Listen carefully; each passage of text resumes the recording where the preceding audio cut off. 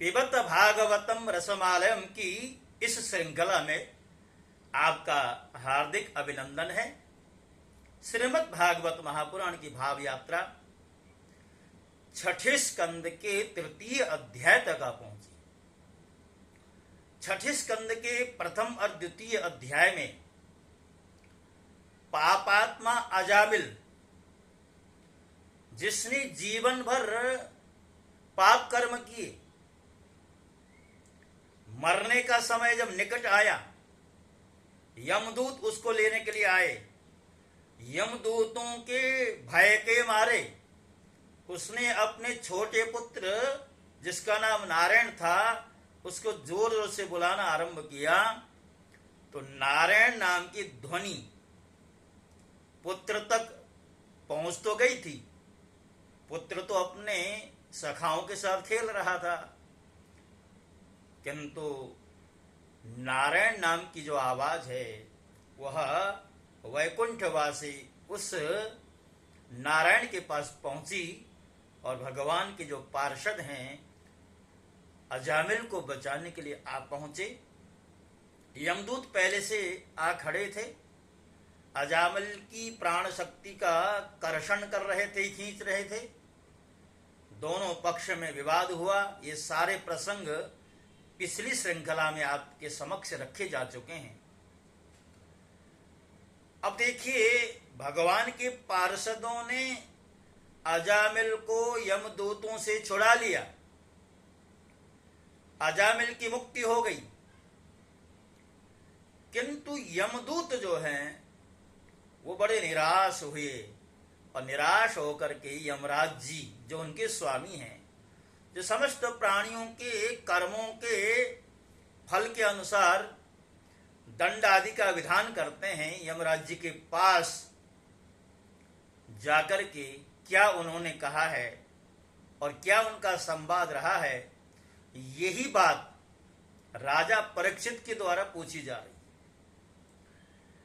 राजा परीक्षित कहते हैं कि भगवान देवादिदेव धर्मराज के वश में सारे जीव हैं और भगवान के पार्षदों ने उन्हीं की आज्ञा भंग कर दी तथा उनके दूतों का अपमान कर दिया। जब उनके दूतों ने यमपुरी में जाकर उनसे अजामिल का वृत्तांत कह सुनाया, तब सब कुछ सुनकर उन्होंने अपने दूतों से क्या कहा। अब कुछ न कुछ बात तो हुई होगी। हे ऋषिवर, मैंने पहले यह बात कभी नहीं सुनी कि किसी ने किसी भी कारण से धर्मराज के शासन का उल्लंघन किया हो। भगवान, इस विषय में लोग बहुत संदेह करेंगे और उसका निवारण आपके अतिरिक्त दूसरा कोई नहीं कर सकता, ऐसा मेरा निश्चय है। देखिए, सुखदेव जी ने कहा, परीक्षित, जब भगवान के पार्षदों ने यमदूतों का प्रयत्न विफल कर दिया, तब उन लोगों ने संयमनी पुरी के स्वामी एवं अपने शासक यमराज के पास जाकर के निवेदन किया। निवेदन में यमदूत क्या कहते हैं? हे प्रभु, संसार के जीव 3 प्रकार के होते हैं और 3 प्रकार के कर्म करते हैं, पाप पुण्य अथवा दोनों में मिश्रित। इन जीवों को उन कर्मों का फल देने वाले शासक संसार में कितने हैं? देखिए, यमदूतों का एक प्रश्न क्या कह रहा है। यमदूत ऐसा मानते थे कि संसार में पाप और पुण्य का फल देने वाले तो मात्र धर्मराज हैं, अर्थात हमारे स्वामी हैं। अब हमें ऐसा लगता है कि हमारे स्वामी के अतिरिक्त भी कोई है जो पाप और पुण्य के कर्मों का निर्धारण करता है, पाप कर्मों के अनुसार दंड विधान करता है और पुण्य कर्म के अनुसार उनको वैकुंठ आदि लोगों की प्राप्ति करा देता है। तो उन्होंने यही तो बात पूछी है कि यदि संसार में दंड देने वाले बहुत से शासक हैं तो किसे सुख मिले और किसे दुख, इसकी व्यवस्था एक सी न हो पाएगी। अर्थात शासक तो एक ही होना चाहिए, दंड का विधान तो एक के द्वारा ही होना चाहिए। संसार में कर्म करने वालों के अनेक होने के कारण यदि उनके शासक भी अनेक हों तो उन शासकों का शासकपना नाम मात्र का ही होगा।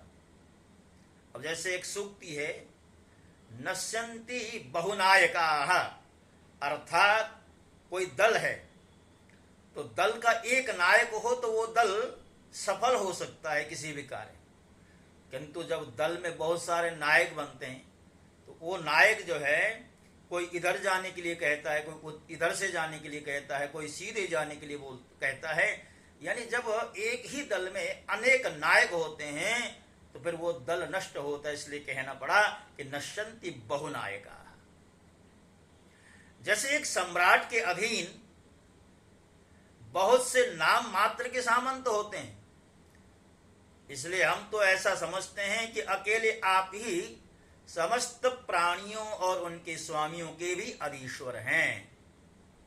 आप ही मनुष्यों के पाप और पुण्य के निर्णायक दंडदाता और शासक हैं। प्रभु, अब तक संसार में कहीं भी आपके द्वारा नियत किए हुए दंड की अवहेलना नहीं हुई थी, किंतु इस समय 4 अद्भुत सिद्धों ने आपकी आज्ञा का उल्लंघन कर दिया है, अर्थात अजामिल को लाने में हम असमर्थ हुए हैं। देवदूतों ने आपकी आज्ञा का उल्लंघन कर दिया। आपकी आज्ञा से हम लोग एक पापी को यातना गृह की ओर ले जा रहे थे, परंतु उन्होंने बलपूर्वक आपके फंदे काट कर उसे छुड़ा लिया। हम आपसे उनका रहस्य जानना चाहते हैं, यदि आप हमें सुनने का अधिकारी समझें तो प्रभु कहें। बड़े आश्चर्य की बात है कि इधर तो अजामिल के मुंह से नारायण यह शब्द निकला और उधर वे डरो मत कहते हुए झटपट आ पहुंचे। सुखदेव जी कहते हैं, राजन, जब दूतों ने इस प्रकार प्रश्न किया तब देव शिरोमणि प्रजा के शासक भगवान यमराज ने प्रसन्न होकर श्री हरि के चरण कमलों का स्मरण करते हुए उनसे कहा। यमराज जी कहते हैं, दूतों, मेरे अतिरिक्त एक और ही चराचर जगत के स्वामी हैं। अर्थात ये मत समझना कि मैं ही प्राणियों के दंड का निर्धारण करने वाला अकेला हूं या प्राणियों का शासक हूं। मेरे अतिरिक्त भी इस चराचर जगत के एक दूसरे स्वामी हैं। उन्हीं में यह संपूर्ण जगत जिस तरह सूत में हरेक धागे में वस्त्र की सत्ता होती है, उसी तरह संसार के कण कण में उस स्वामी की सत्ता जो है विद्यमान है। उन्हीं के अंश से ब्रह्मा, विष्णु और शंकर इस जगत की उत्पत्ति, स्थिति तथा प्रलय करते हैं, अर्थात उन्हीं के अंश हैं ये।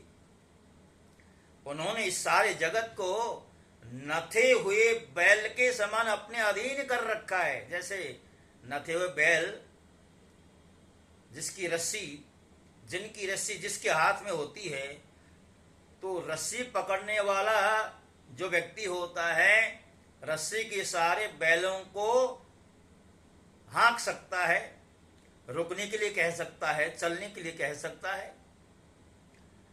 तो इसीलिए सारा जगत उसी स्वामी के अधीन है, उसी तत्व के अधीन है। देखिए, यमराज जी कहते हैं, दूतों, जैसे किसान अपने बैलों को पहले छोटी छोटी रस्सियों में बांधकर फिर उन रस्सियों को एक बड़ी आड़ी रस्सी से बांध देते हैं, वैसे ही जगदीश्वर भगवान ने भी ब्राह्मण आदि वर्ण और ब्रह्मचर्य आदि आश्रम रूप छोटी छोटी नाम की रस्सियों में बांधकर फिर सब नामों को वेदवाणी रूप बड़ी रस्सी में बांध रखा है। इस प्रकार सारे जीव नाम एवं कर्म रूप बंधन में बंधे हुए भयभीत होकर उन्हें ही अपना सर्वस्व भेंट कर रहे हैं। दूतों मैं, इंद्र, नृति, वरुण, चंद्रमा, अग्नि, शंकर, वायु, सूर्य, ब्रह्मा, 12 आदित्य, विश्वे देवा, 8 वसु, साध्य, 49 मरुत, सिद्ध, 11 रुद्र, रजोगुण एवं तमोगुण से रहित भृगु आदि प्रजापति और बड़े बड़े देवता सब के सब सत्व प्रधान होने पर भी उनकी माया के अधीन हैं, तथा भगवान कब क्या किस रूप में करना चाहते हैं इस बात को नहीं जानते। तब दूसरों की तो बात ही क्या है। दूतों जिस प्रकार घट पट आदि रूपवान पदार्थ अपने प्रकाशक नेत्र को नहीं देख सकते, वैसे ही अंतःकरण में अपने साक्षी रूप में स्थित परमात्मा को कोई भी प्राणी इंद्रिय, मन, प्राण, हृदय या वाणी आदि किसी भी साधन के द्वारा नहीं जान सकता है। वे प्रभु सबके स्वामी और स्वयं परम स्वतंत्र हैं। उन्हीं मायापति पुरुषोत्तम के दूत उन्हीं के समान परम मनोहर रूप, गुण और स्वभाव से संपन्न होकर इस लोक में प्रायः विचरण किया करते। विष्णु भगवान के सुरपूजित एवं परम अलौकिक पार्षदों का दर्शन बड़ा दुर्लभ है। वे भगवान के भक्त जनों को उनके शत्रुओं से, मुझसे और अग्नि आदि सब विपत्तियों से सर्वथा सुरक्षित रखते हैं। स्वयं भगवान ने ही धर्म की मर्यादा का निर्माण किया है। उसे न तो ऋषि जानते हैं और न देवता या सिद्धगण ही ऐसी स्थिति में मनुष्य, विद्याधर, चारण और असुर आदि तो जान ही कैसे सकते हैं। भगवान के द्वारा निर्मित भागवत धर्म परम शुद्ध और अत्यंत गोपनीय है। उसे जानना बहुत ही कठिन है। जो उसे जान लेता है वह भगवत स्वरूप को प्राप्त हो जाता है। दूतों भागवत धर्म का रहस्य हम 12 व्यक्ति ही जानते हैं। ध्यान से सुनिएगा भक्तों, धर्म के रहस्य को जानने वाले महानुभाव कौन कौन से हैं। यमराज जी कह रहे हैं कि पहले ब्रह्मा जी, नारद जी, शंकर जी, सनत कुमार, कपिल देव, स्वयंभु मनु, प्रहलाद, जनक, भीष्म पितामह, बलि और मैं, यानी यमराज जी कह रहे हैं। ये 12 ही हैं जो भगवान का जो धर्म है, जिसे हम भागवत धर्म कहते हैं, उस धर्म के रहस्य को जानते और समझते हैं। इस जगत में जीवों के लिए बस यही सबसे बड़ा कर्तव्य है, या यूं कहीं परम धर्म है, कि वे नाम कीर्तन आदि उपायों से भगवान के चरणों में भक्ति भाव प्राप्त कर ले। प्रिय दूतों, भगवान के नामोच्चारण के महिमा तो देखो। अजामिल जैसा पापी भी एक बार नामोच्चारण करने मात्र से मृत्युपाश से छुटकारा पा लिया। भगवान की गुण, लीला और नामों का भलीभांति कीर्तन मनुष्यों के पापों का सर्वथा विनाश कर देता है। यह कोई उसका बहुत बड़ा फल नहीं है, क्योंकि अत्यंत पापी अजामिल ने मरने के समय चंचल चित्त से ही अपने पुत्र का नाम नारायण उच्चारण किया।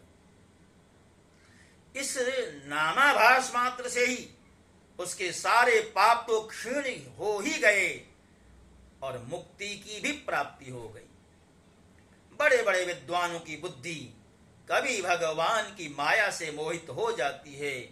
वे कर्मों के मीठे मीठे फलों का वर्णन करने वाली अर्थवाद रूपिणी वेद वाणी में ही मोहित हो जाते हैं और यज्ञ यागादि बड़े बड़े कर्मों से ही में ही संलग्न रहते हैं तथा इस सुगम से सुगम भगवान नाम की महिमा को नहीं जानते। यह कितने खेद की बात है। दोस्तों, बुद्धिमान पुरुष ऐसा विचार कर भगवान अनंत में ही संपूर्ण अंतःकरण से अपना भक्ति भाव स्थापित करते हैं। वे मेरे दंड के पात्र नहीं हैं। पहली बात तो यह है कि वे पाप करते ही नहीं, परंतु यदि कदाचित संयोगवश कोई पाप बन भी जाए तो उसे भगवान का गुणगान तत्काल नष्ट कर देता है। जो समदर्शी साधु भगवान को अपना साध्य और साधन दोनों समझकर उन पर निर्भर हैं, बड़े बड़े देवता और सिद्ध उनके पवित्र चरित्रों का प्रेम से गान करते हैं। मेरे दोस्तों, भगवान की गदा उनकी सदा रक्षा करती है। उनके पास तुम लोग कभी भूल कर भी मत जाना। उन्हें दंड देने की सामर्थ्य न हम में है और न साक्षात काल में ही है। बड़े बड़े परमहंस दिव्य रस के लोभ से संपूर्ण जगत और शरीर आदि में भी अपनी अहंता ममता हटाकर अकिंचन होकर निरंतर भगवान मुकुंद के पादार विंद का मकरंद रस पान करते हैं।